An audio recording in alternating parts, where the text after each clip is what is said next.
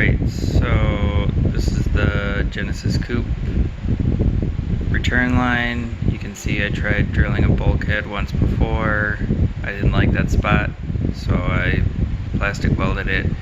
Bulkhead over there goes down to a 90-degree.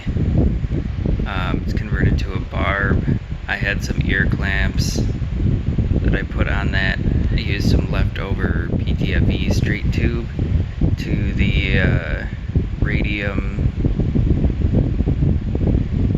venturi, so the feed will, or the return line will go down through that, and then the siphon will still use this. I have a corrugated line where you have to cut off the that long metal tube. You only leave about an inch of it sticking down. I'll ear clamp that on. This is pretty much heat shrunk into place. Duckbill valve to prevent aeration, and you want that to get as close to the bottom as you can. This PTFE tube is 3.5 inches long, and I used another one of those corrugated tubes for the outlet. Oh, the main difference is I got rid of the in-tank filter, and I have a fuel filter that is in the engine bay. So this is what I did to get the return system to work, and I will show you the vacuum that this pulls, just to make sure that you still pull fuel from the saddle, or from the passenger side of the saddle tank. So that's it. Took me a few revisions to get here, but the radium venturi is basically the key to making it work correctly. This is for a BK1. I have some reasons to think that later versions have a pressure relief valve that you may not have to swap to this venturi, the aftermarket one. You could probably just use the OEM one.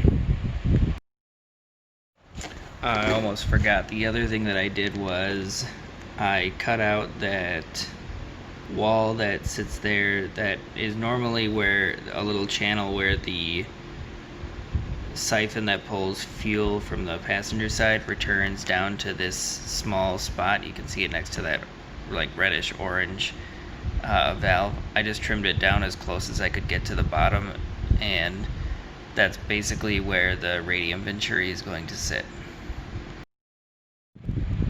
Okay, so here's the last look before I plug everything in. You can probably can't see, but anyway, the venturi sits down there. You can shine a light and kind of make a backlight through it to make sure it's close to the bottom. I threw on a couple extra clamps just to make sure that nothing will leak, but the other thing is, since we have to, you end up deleting this spring that is for the BK1, and that basically helps put pressure to make sure it sits at the bottom of the tank.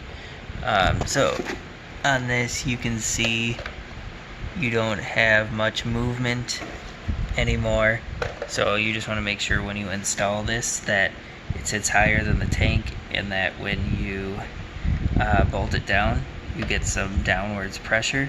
That way you know that the bottom of this assembly is contacting the bottom of your tank.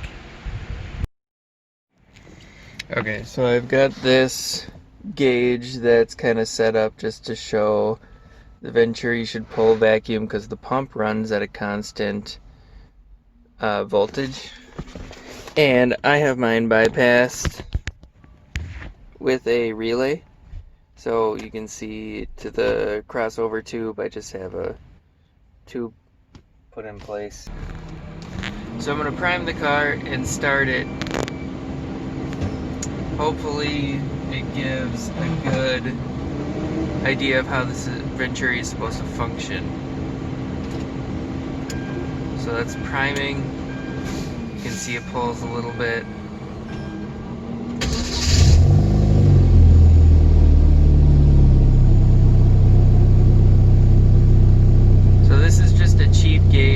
obviously not meant for this specific function, but it was all I had and it was cheap to be able to test it out. So you can see there we're pulling probably about 3 inches of mercury, which is I think around 1 psi, -1 psi. Alright, so here's just a quick overview of how I have my engine bay set up.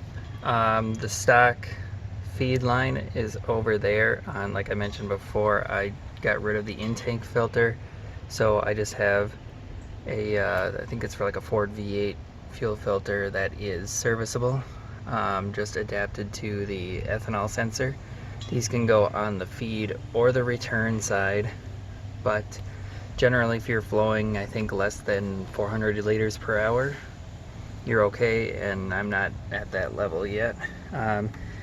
So feed goes into the rail. I made this custom rail that so I can put a gauge and do the return line, and I have a aftermarket fuel pulse damper, and then it goes out, and then the return line is the 6AN line that you have to do from your or to the bulkhead.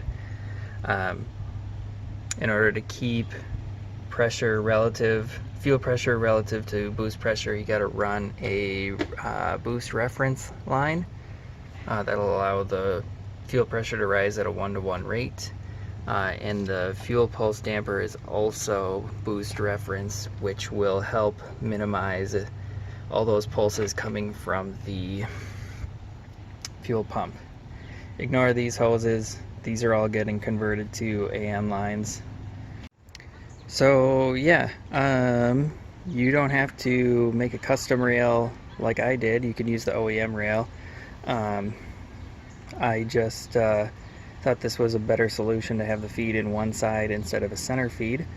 But even with the stock rail, a return line setup where that venturi actually works, like I showed earlier, should be able to run probably safely 500, maybe 600, depending on the size of the pump that you have. Maybe even more than that. But at that point, a surge tank is probably going to be your best bet. All right.